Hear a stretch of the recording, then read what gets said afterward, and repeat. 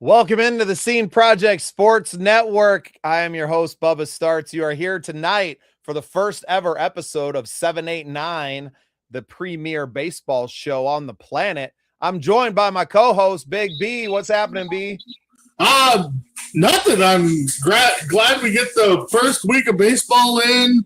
Weather's turning nice here in Minnesota. My bracket is still kind of hanging in there for the NCAA tournament, but I love this time because it's all about baseball now. And, in a couple months, we'll be watching the little leaguers on TV while we're watching the big leaguers. And, for me, it's just living out my childhood, when I get to talk baseball. So. Yeah, well, we got a special guest tonight that knows a little bit about Little League and knows a lot about balls. Shady Grady, welcome to the show, brother. Yeah. What's up, y'all? What's up, guys? How are we? That's the guy right there, Shady. I mean, he's probably could talk more ball. He probably knows more ball than me, you, and Coach Cody all put together in one. So we got a lot of ball in the room. Speaking of Cody, did he make it home from Wyoming yet? I don't know. I haven't seen it, but congrats to them on another W.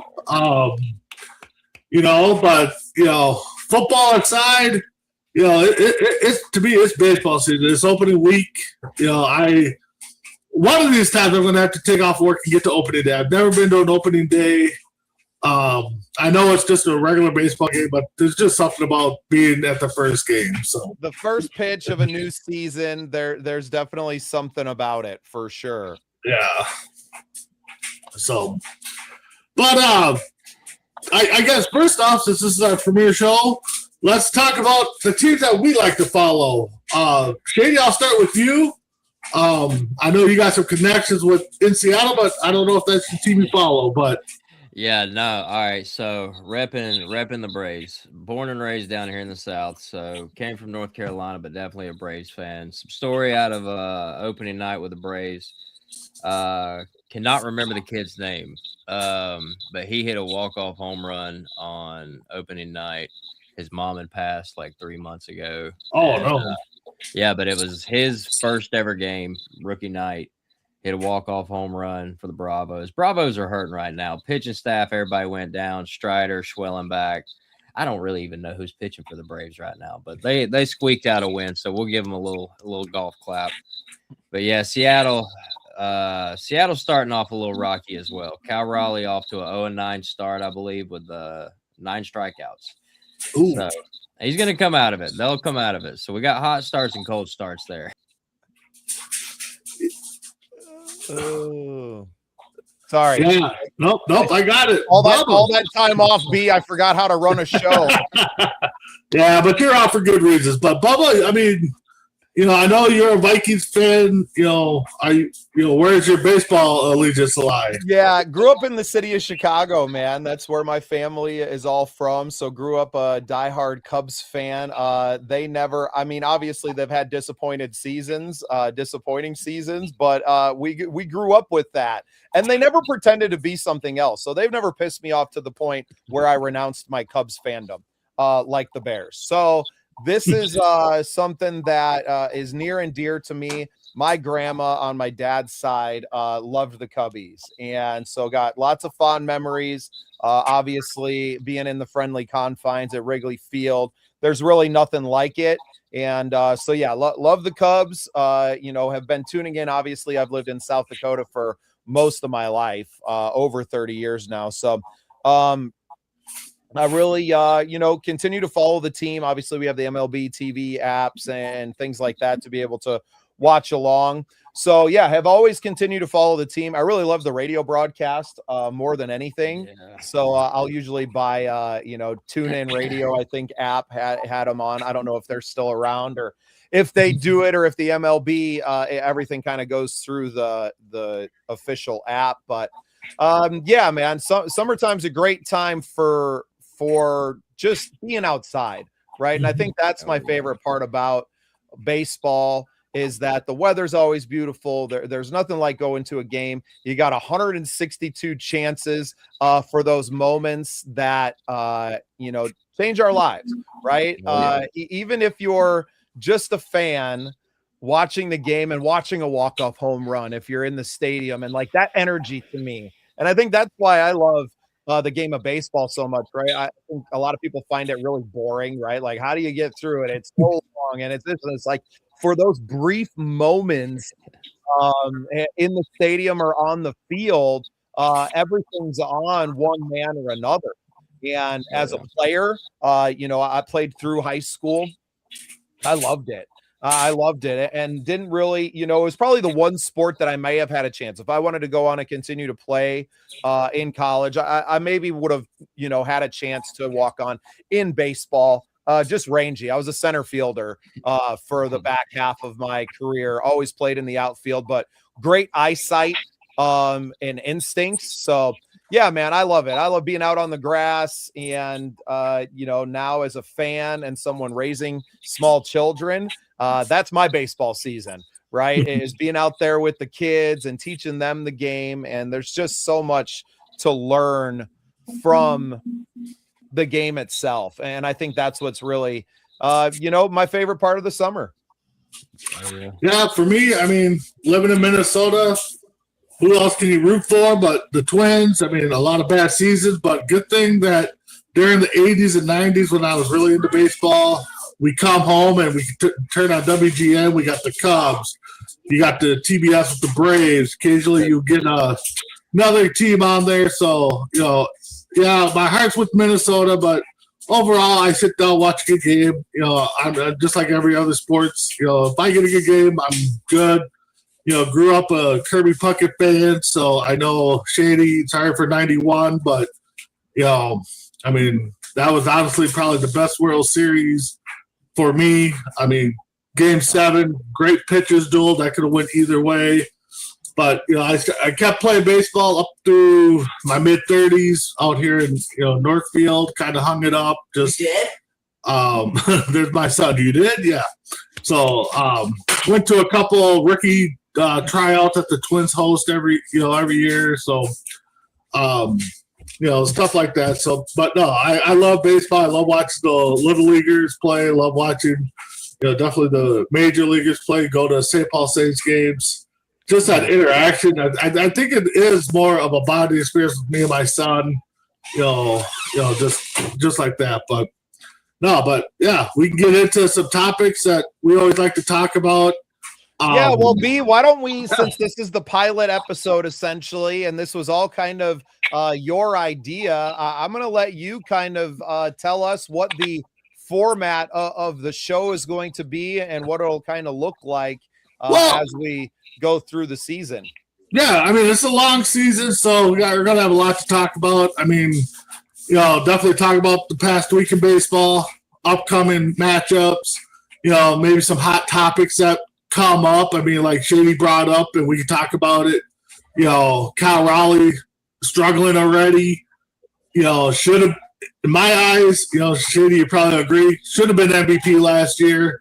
I think he got robbed on that, but I mean, outside of that, keep updated on our teams that we like. Keep any moves.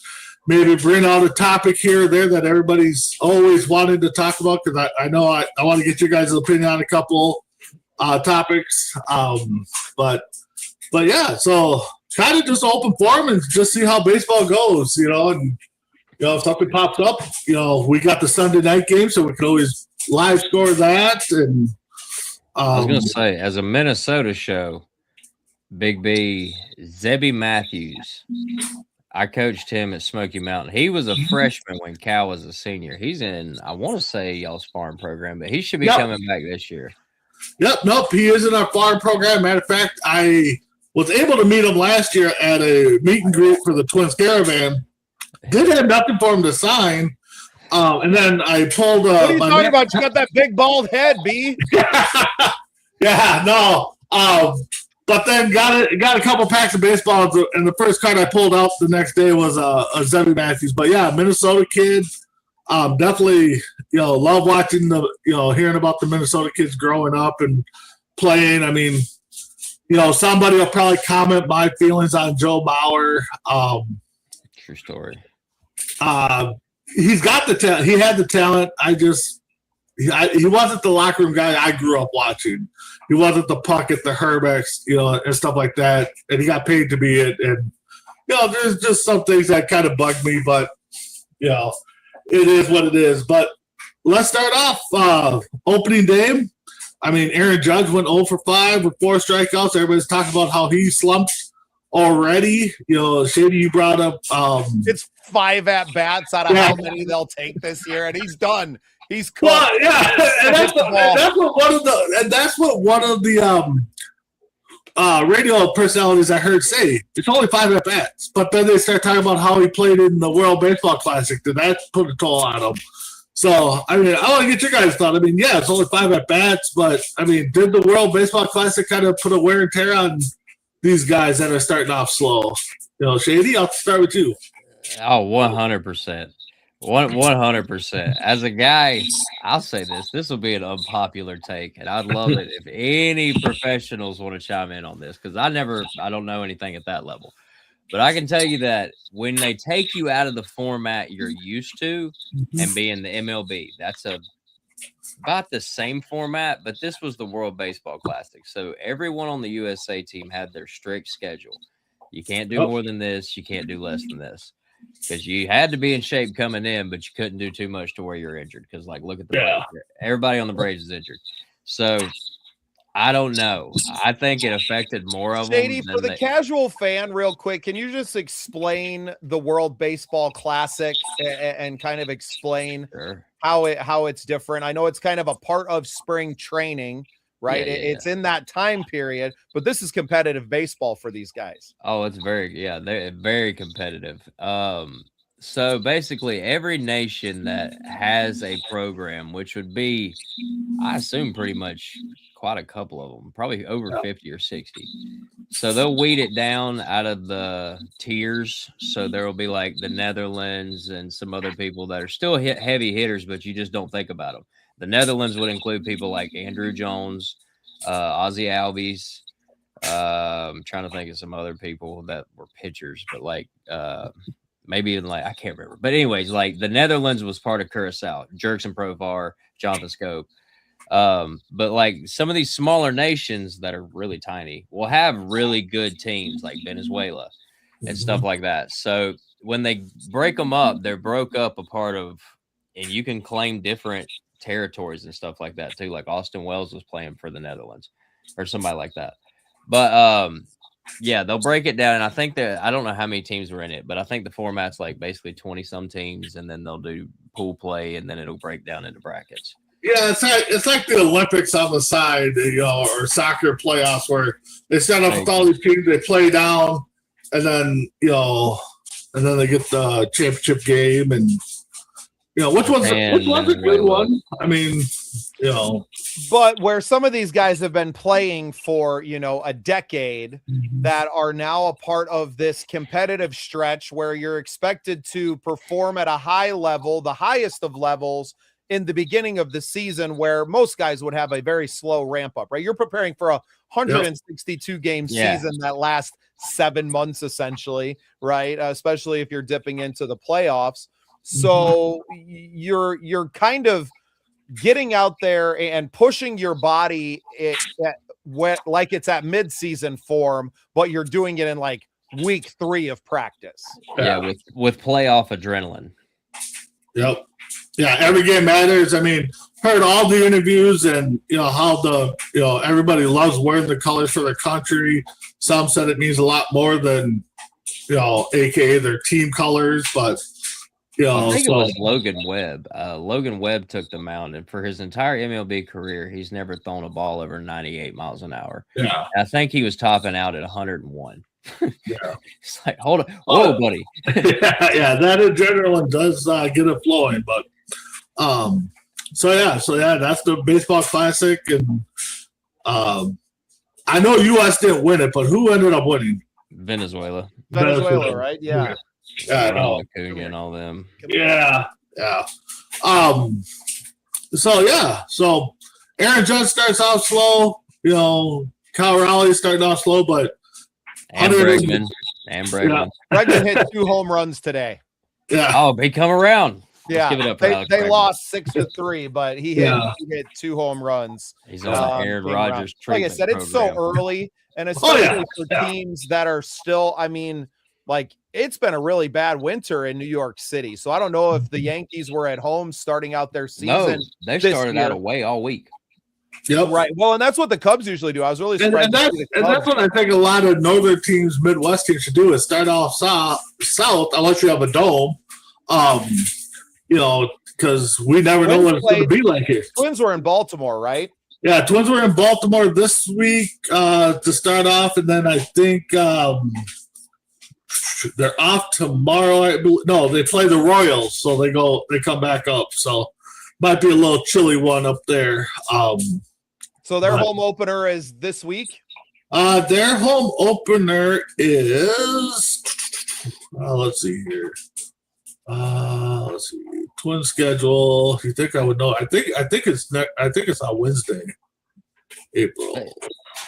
What's their stadium like? Their home opener is the 13th against the Red Sox. Oh, that can't be right. No. Royals, Twins. They open up with the Rays on the 3rd, Friday. Their stadium, it's nice. I mean, it's definitely you can walk around and still see the game as you're walking around. There's not a bad seat in the place. No, it's nice, man. We were on the concourse. We had outfield bleacher seats in the left field power alley, right against the bullpen. Yeah. You see the sky, you see downtown from your seats, and I wish they would have put a retractable dome on there or a roof on there because it can get cold up here. But I did go to the second game of the Target Field opener, and it started sprinkling. Nobody moved. Everybody started cheering because they're out there. It's sprinkling. It was a nice day. So, but yeah, it's a nice stadium. Definitely, if you're in town, Shady, we're going to hook up and go catch the game. Yeah, I got dream plans of like a trip to all the cool stadiums. You got to go to Dodgers, got to go to Wrigley. I got to get to Wrigley. That is a bucket list of mine. I used to want to get to KC when they had the waterfalls and stuff. But since they've taken them out and talking about rebuilding, I'm just like, if I get there, I get there. But have y'all heard anything about the Brave Stadium? Do y'all know anything about it? Not the old one. This one, the one truest. The new one, no. See, this is what I don't understand because, like, that's why I asked with Minnesota because they used to have the dome, and like my old habit was playing Twitch, so I played baseball on Twitch all the time. I love playing at the Twins' old stadium because the lefty Joe Mauer, Morneau, any of them guys, they put it out there in the seats. But anyways, they don't like glorify like these stadiums like we did, like growing up, man, like Fenway and Yankee stadiums, the house the Ruth built, and all this stuff. Sorry, kids, my Sandlot moment here. But if you go to Truist, they went out to East Cobb. They said Atlanta's getting too packed. I think this is what Ted Turner was thinking. He's just old. He was like, "Oh, it's too packed in Atlanta. Get out of here." He went out to East Cobb and bought so much land and built a circus and put a baseball field in the middle of it. You don't even park at this place. You take trains into this place like it's Disney. Really? Yes, I'm not playing. You have to cross bridges to get into this place. And then when you even if you're really, at the cheapest seat in the house, you're in the outfield, you can zip line back to that said platform. You can zip line across the stadium, across the park, back to your car. No way. I swear on everything. If you do that, you may miss a chance for T.I., Eric Church. One of these guys might just be parked outside because this thing takes up 8 blocks. There's a movie theater. There's a movie theater. There's shopping restaurants, a Hilton hotel, an outdoor pool that's over the center field wall. And this is all just behind the stadium. Yeah, they should really add another camera up here that shows this thing. Yeah. Oh, we're gonna have to see if we can find some video on that. But it's Universal I'm looking it up right now. Yeah, it's Universal Studios. So yeah, they're always had nicknames for stadiums, like you said. The house that Ruth built, Fenway Park, and stuff like that. But sometimes the basic stadiums are just enough. I mean, sometimes they're getting just a little bit too fancy, and it's just going to cost the people more to go. So. I know we're big ball guys, and I know I've talked about it on my other shows with C2C. What's your guys' thoughts on the analytics part of the game, the extra runner and the extra innings? Shady, what's your thoughts? Wait, the extra what? An extra innings? The growth runner on second, they call it, and the analytics plays. I hate it. I mean, just because it's trying to speed up the game. I understand baseball is slow and everything, but just throwing a guy on second base. Last out goes to second base. All right, like, hold on a minute. Now we're going to start, like, telling people to stop running the bases that don't want to do it, because they hit home runs. I mean, I get it. The ABS system, on the other hand, as a pitcher, I kind of like it because there was tons of calls that I wanted overturned, but at the same time, at least wanted a second look, right? A second opinion. I don't know if I've got like a South Park opinion, but like I feel like the umpires, like, they took our jabs. Bubba, what's your thought? Yeah, I really wasn't following everything coming in, so I was a little surprised. I don't even know all the challenge rules on the challenges that they've had for a couple of seasons either, and they're probably always changing. I don't follow the game close enough to keep up with a lot of this stuff, but I think it was inevitable, right? As technology gets better and better. I mean, and exactly what kind of Shady just alluded to, like, it's only a matter of time before it's just the machines doing it. Yeah. It's just the cameras capturing it. There are no umpires on the field. And eventually it's, it's Futurama, and it's that crazy game they play in there, right? Like, it's ball or whatever. The analytics and the challenges. I mean, get the call right. Okay, I can understand wanting to do that. I mean, because face it, if we look at Twins history, Ron Gang getting pulled off first base probably gets overturned, and that changes the World Series. Joe Bauer had a bloop double that got called back against, I think, Oakland, right on the foul line. They called it foul, and it was fair. So, I mean, there's moments there, but the runner at second base, for me, it's one of those where I wish they wouldn't do it right away, but if the game got later into like the 13th, 14th inning, then possibly let's throw it out there. But I mean, well, and it came down to, it wasn't even time. It was wear and tear on your team, right? When you're pulling, and for the Cubs, years ago, Anthony Rizzo would always come on it. It's the 13th inning, and Riz is out there throwing 40-mile-an-hour shady lollipops, throwing BP, right? And top, man, that's it. Hey, I promise you, I can make it move. That I understand, because at the end of the day, and I think everyone here is very aware of it, but other fans need to be as well, and especially purists of the game, that this is a business. Yep. These are billion-dollar companies. These are tens of millions of dollar athletes. Somebody going out and throwing out an arm in the 17th inning of a game that everybody in the stands has left, it just doesn't make a lot of sense. And it's no different than football. I mean, look at the overtime football rules in the regular season and what you're kind of doing in there to just try and get a decision, right? So I don't really have a problem with it. It's definitely weird to see it. I think like the implementation of it, even as we get more used to it, but 5 more years go by and it's just the way that it's always been, and you don't even realize it. So I feel like things like this they're always a shock to the system when it's brand new, and then everybody gets used to it. And these leagues have gone through enough big changes like this that they're not afraid of those moments, maybe like they were 20 years ago. I mean, there was a time when instant replay wasn't a part of sports at all, right? And that's even hard to remember. You would get them on the broadcast, but they wouldn't be using them in the game and on the field. So, and that was another thing that people, the challenges and all the things were screaming for, but I think it's made the game more fair in a lot of ways. And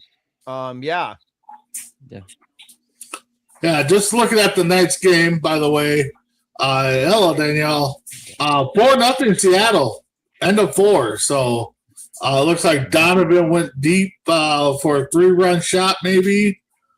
Kyle Rowley's 0 for 2, but we're not going to talk about what they're doing because we never talk about it because we won't jinx it. But so moving on, you guys talk about kind of the money aspect of things and changing. And does baseball need a salary cap? Shady? Oh man, I'm gonna say this for everybody on YouTube that does, or anybody that does baseball content. The lockout is coming, boys. Our chances are still alive. Yes.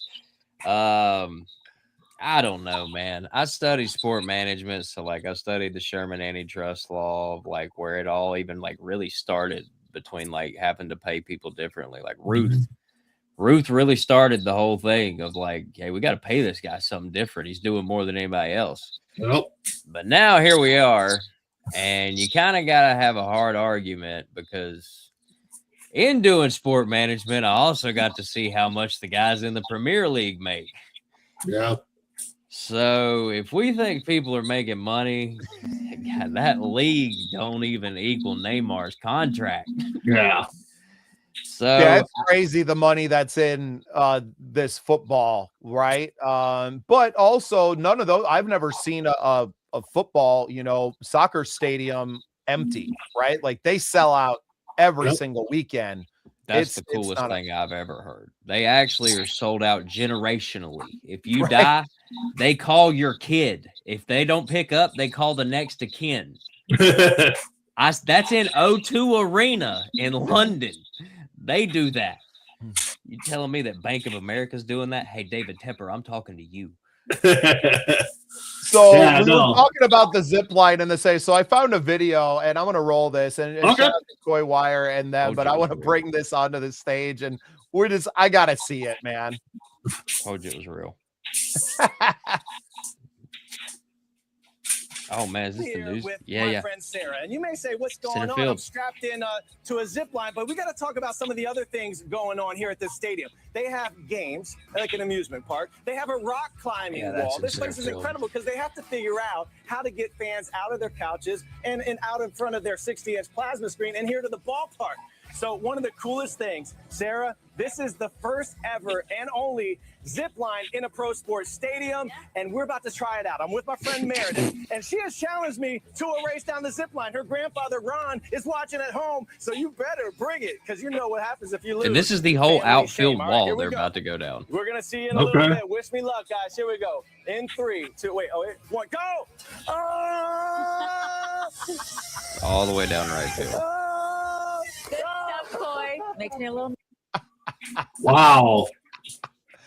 So I grew up close to Sturgis motorcycle rally and famously the Buffalo Chip Campground. And that's what they do, right? It's all bikes, but it's a circus. There's a zip line and there's freaking carnival games and all kinds of crazy stuff. So, but I mean, this is where the stadium experience is going.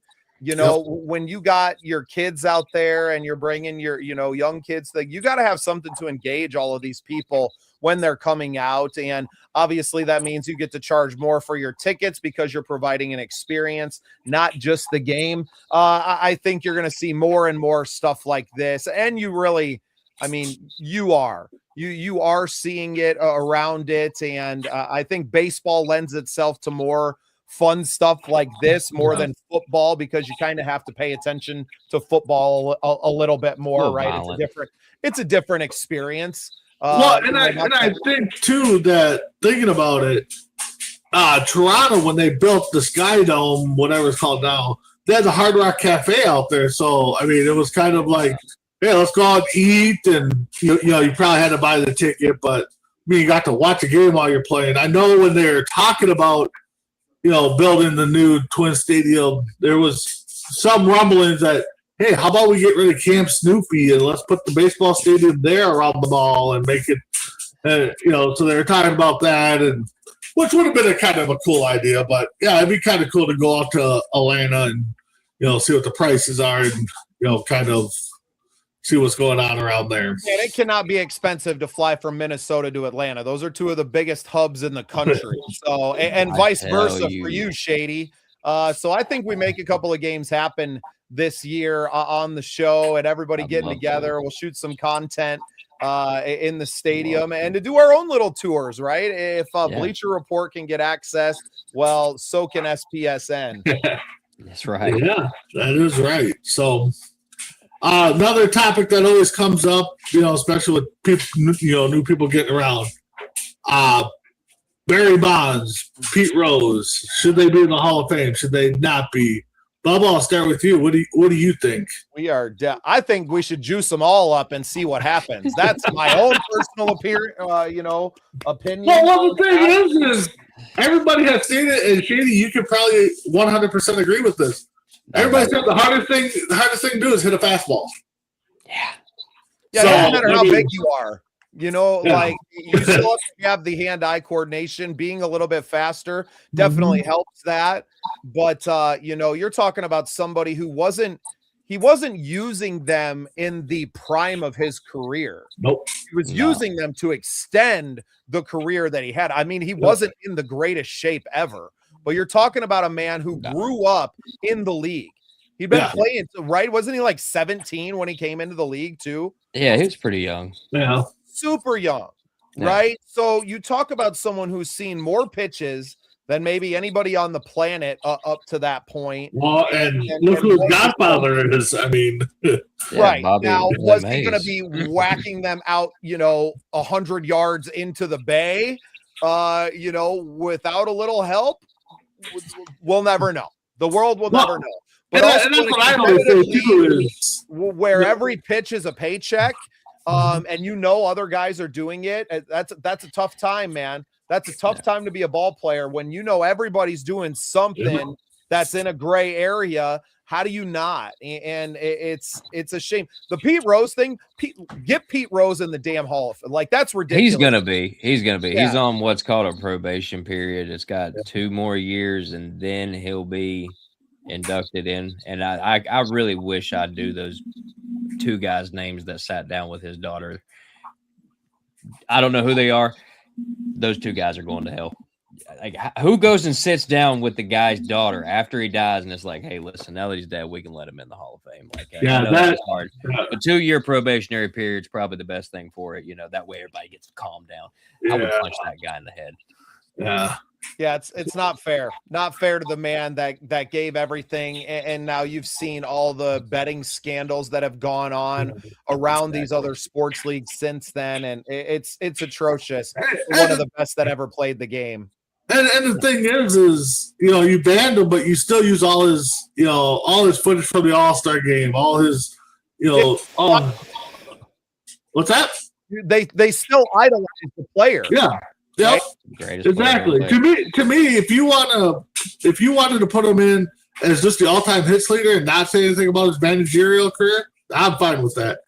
And honestly, now that he's passed, I kind of wish the family would just say, no, we don't want to put him in there. Let him. And that's just me. I mean, he does belong in there. I do believe, but I'd back the family 100% if they said, no, we don't want to put him in. You didn't want him in there when he was alive. We don't want him in now, but.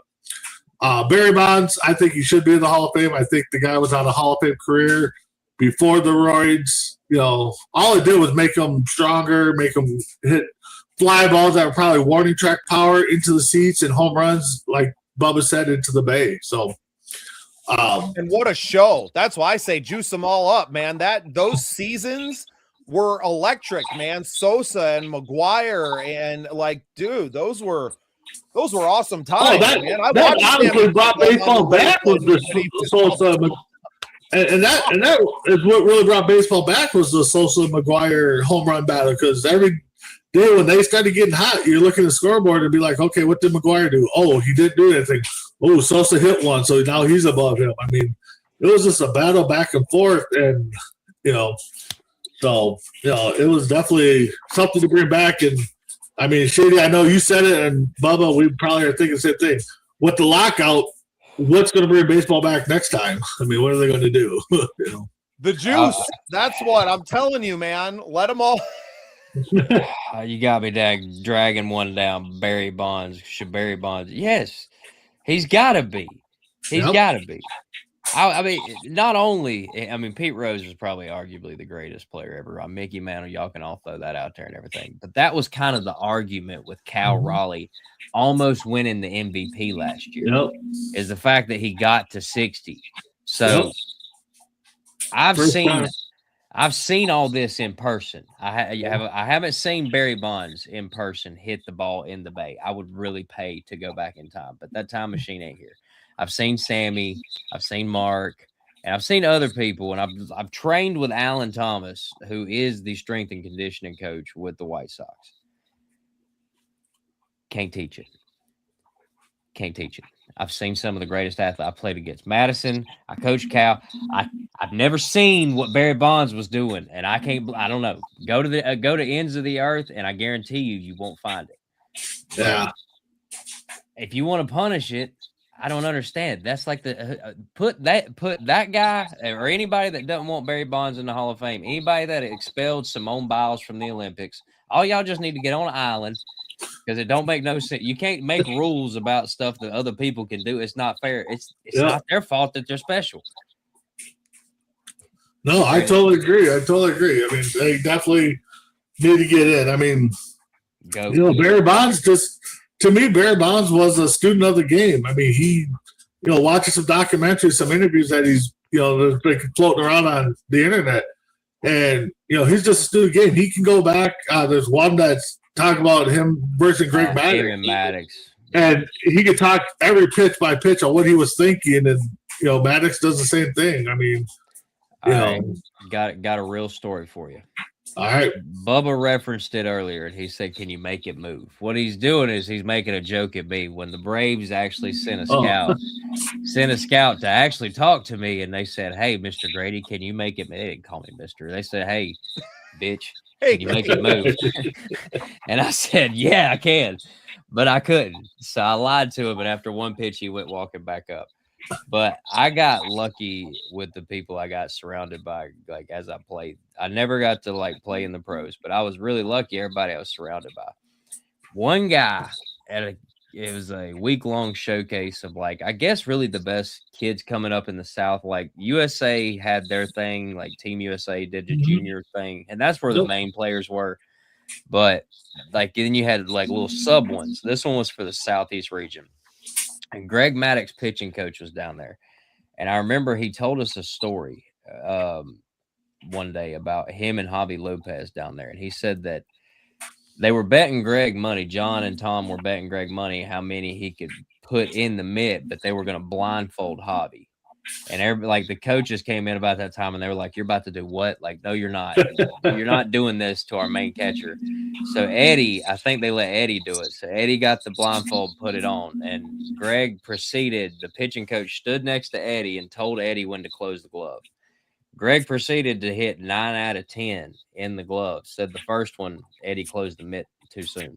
And never hit Eddie once. And I'm like, that's a different level, man. Well, that is a different level because, I mean, I saw they were talking to Maddux about, or no, I think it was Javi, matter of fact. They were talking to the catcher about the pitch call. He's like, Greg Maddux called his own pitches. I didn't lay one finger down. He just gave me the signal, and I put my glove there, and that's where it was. So different. I honestly do wish the Braves pitching staff that they have with Maddux and Smoltz and Glavine were able to win a lot more than what they did. I mean, that trio is my top three, arguably the best trio of pitching around. Yeah. Yeah.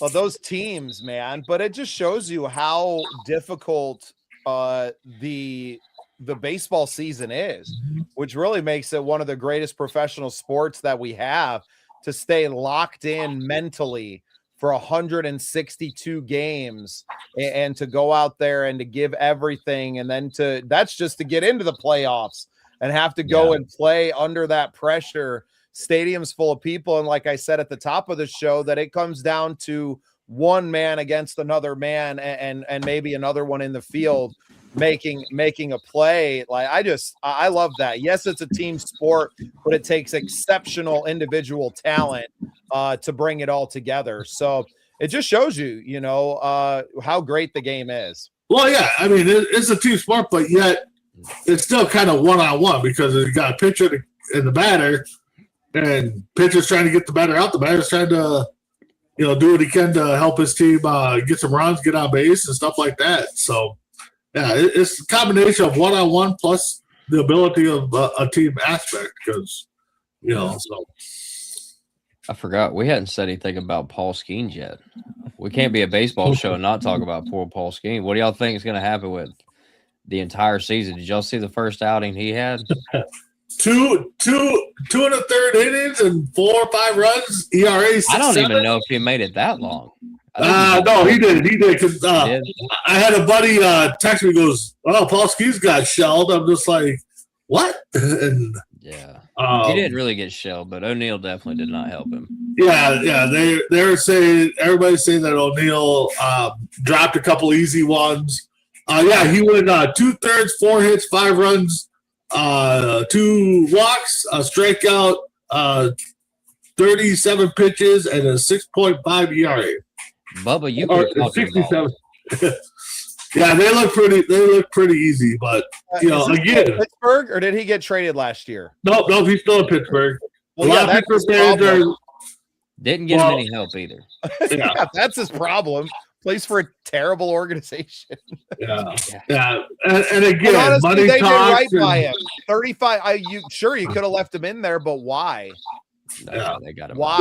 Well, why would you leave your best player, the only guy that's selling tickets, and leave him out there to do it? Right, he'll be fine, man. Guy's a great pitcher. Well, and that's why I talk about analytics because in the 80s or 70s, 90s, your starter had to go 6, 7 innings before you got to the bullpen. Now it's, can we get it through 5? The guy's throwing a 1-hitter through 5 has 70 pitches. We need to pull them, and it's just like, God, let him go. Let him, let's take the rope off and just let this guy go. I mean, the Twins did that the opening day. Ryan, I think, pitched 5 1/3. Couple hits, had a shutout going, looking fine, and then of course they pull them, and it all fell apart. Yeah. Well, I think there's 2 things, especially early in the season. You have I get the early in the season talk, but again, they're professionals. Let them, I mean, preseason. It used to be, the first couple games, the pitcher threw an inning, the hitters all got 1 at bat. Now it's like that through the whole preseason. I don't think anybody, you might get a pitcher to pitch a couple innings, but, everybody's taking like 1 at bat here and there throughout the game. And, it's not like how it used to be. I mean, everything changes. Yeah, I'll agree. Like, I don't know, like 50%. It depends on who the heck is coaching. You got to realize, like, even from college, we did that system pretty much everywhere because you only get 5 to 7. If you're a weekend starter, you might get that little bit extra if you're a senior. Yeah. But really, it's Johnny Holstaff and just the amount of info that goes into it. The amount of people that go into it, like the room, I was in junior college, and the amount of pictures we had the first day was 72. Wow. And you got to weed that down to 25. So it's like, do we even know each other? Yeah. Well, and I think so much of coaching was just in a feel, right? Some of the old movies, give me one more, coach. Give me one more. And guy, you're just going off of watching him. Now you have all the analytics to say, look, man, that ball ain't moving like it did. He's lost 2 miles an hour off the fastball. He's cooked. Oh yeah. And the other half of that is, I think trying to maybe get a little bit more out of these players, not just over the course of the season, but over the course of a career. I don't know what kind of language is being put in some of these contracts either about things, because guys want to play as long as they can, right? That's their livelihood. So maybe they're not willing to go and to throw that extra inning, knowing that it might lead to an early Tommy John surgery, right? It may lead to an early shoulder surgery. So, and because it's not just the teams and the coaches that are looking at the analytics, it's the players as well. And now we're able to look at not just the speed and spin and all that, but we have technology to look at the biomechanics and to say, hey, you're dipping here, you're going to cause an injury because of this, right? So yeah, there's a lot that goes into it now, and I think ultimately it makes the game better. It doesn't make it more pure, if that makes sense, right? Like it doesn't take it back to the 20s, right? We're never going to get back to that level, but I think it makes for a better product across the board. That's why I argue you can get that pure. You just got to go to that. Yeah. The World Series is the only thing that's that pure. Yeah. And the thing is that's why the 7 no-hitters, Noah Ryan through all the complete games. I mean, those records are going to be broken. No. And I got to say, I might not be a big Dodgers fan like I was in the 80s with Hershiser and Venezuela and all that. But Yonemoto, when he came and said that, I'm pitching in the World Series if needed, he was ready to go, and they brought him in. He's a psycho. Yeah, I got to say, give him respect. And go back to, Jack Morris, Game 7. You knew he wasn't coming out anytime soon with how close that game was.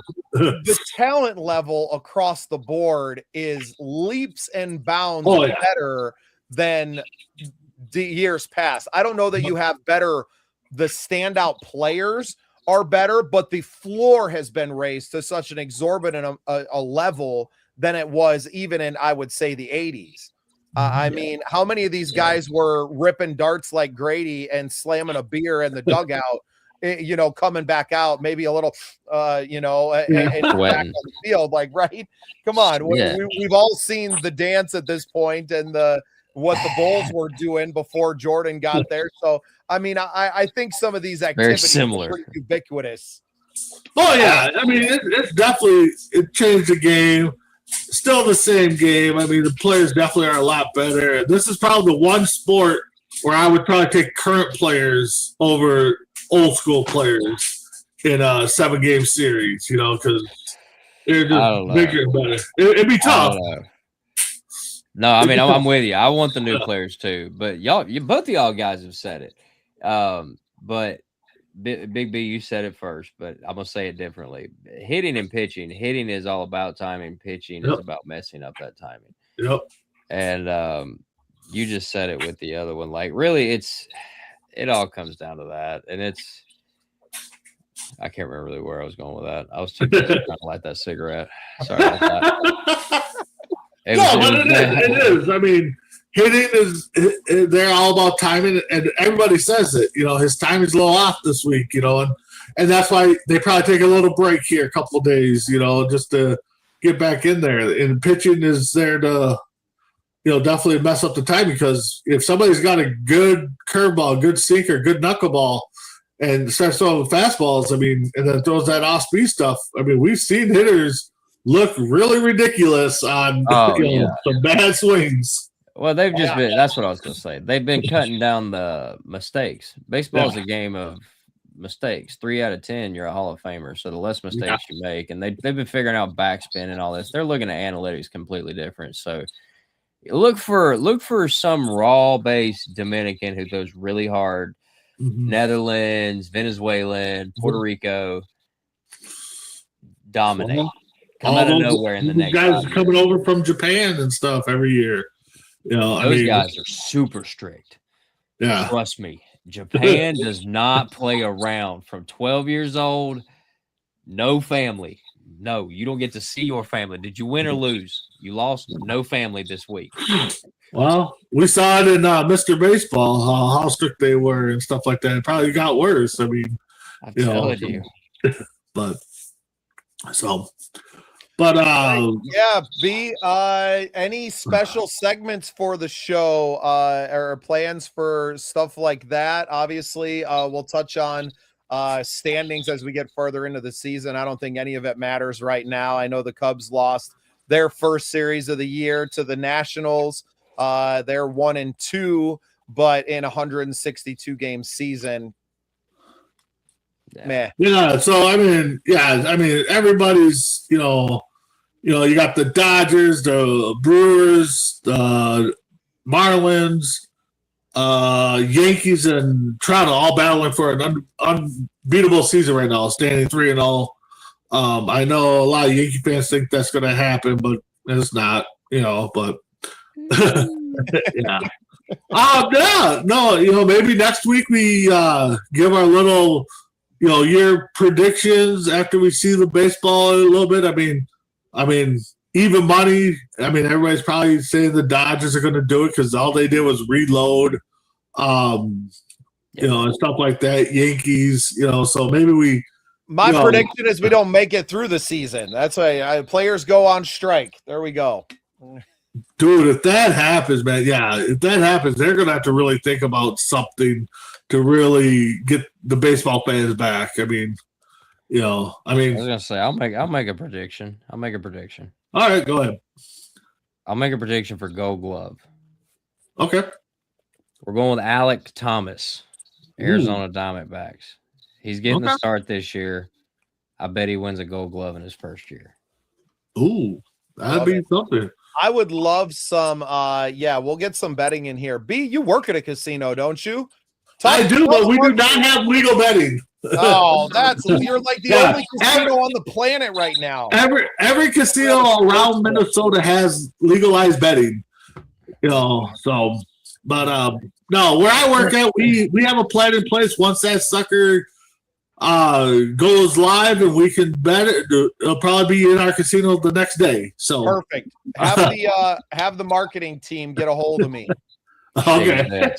Shady bets. I'm telling you, we already got the segments built. Yeah. I'm excited. This was, our opening day for 7-8-9. Can't wait to see what the other, handful of weeks goes, where the show goes and who we can have on. Shady, always welcome. I know, we'll be reaching out to a lot of other people to try to get them on. So, just an excuse to talk ball. That's all it is. We're not going to get too specific with the teams. Obviously, we'll talk about, top stories in the MLB. We're going to cover a little bit of our 3 favorite teams. Shady, if you're going to be in all the time, obviously, we're going to talk Braves. We're going to talk Cubs. We're going to talk Twins and things that are going on with those teams. And I think just having an excuse to talk ball every week for me is really a blessing. It gives me a reason to kind of tune into the MLB during the entire season. We don't get a lot of games out here. I don't pay for ESPN or any of those things really. So, but I follow along enough to stay in it. And really, things don't start heating up until July. So, yeah, July around the All-Star break, Boys, just wait till you see how I use this new show to get us in these stadiums and get some special treatment. So that's all I'm saying. I'm all on the board. Creator of the year for a reason. Not wait to get this show out there. Great reason for us to reach out to these stadiums, to reach out to the teams, and to get some of these people on the show with us and come in and talk. And if we're willing to bring in some interview segments, and this could become a longer show, obviously keeping it a little shorter tonight as we get our feet under us. But I think there's some really great stuff coming from this show, and nice to just dip into the sports world and all of them. And I know we talked about a hockey show, this year. I don't know if we'll quite get that off the ground this season. If the Wild make a deep run, maybe I'll consider something else. Well, if the Wild and Wolves make the playoffs, I guess we got to have a show here and there. Even if it's both together, so. Yeah, we'll figure something out. We're just getting our feet wet here. Shady, appreciate you tuning in with us, man. Always a pleasure. Can't wait to get some golf content out there. I know Shady got his skunked golf. Hey, thank y'all. Yeah, the great people, man. And you know what?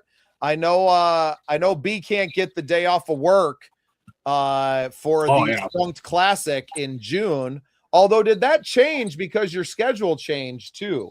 I can try to see, but yeah, it's going to be. No, it's not, because we have a big concert that weekend. We have Rock the Island, so we got a lot of rock bands coming in. Buck Cherry's headlining, I think. So a 2-day event. So yeah, I will not. I'm going to pick you up in Minneapolis. We're going to hit the concert, and then we're going to drive through the night to get to the Skunk Classic. And well, you can just pick up Cody, and he'll do all the driving. So I mean, I like where your head's at, B. Me and Shady can pop in the back and do what kids do in the back of the bus. Pass out. Yeah, no kidding. Yeah. Yeah. Awesome, man. Well, B, great idea. Appreciate you co-hosting this one and being part of it. We'll keep it going. Tune in every Sunday at 7 p.m. Central Time and check out the 789 baseball show for my co-hosts, Big B, and our special guest, Shady Grady. I'm Bubba Startz, and we'll see you next Sunday. See you guys. Have a good one.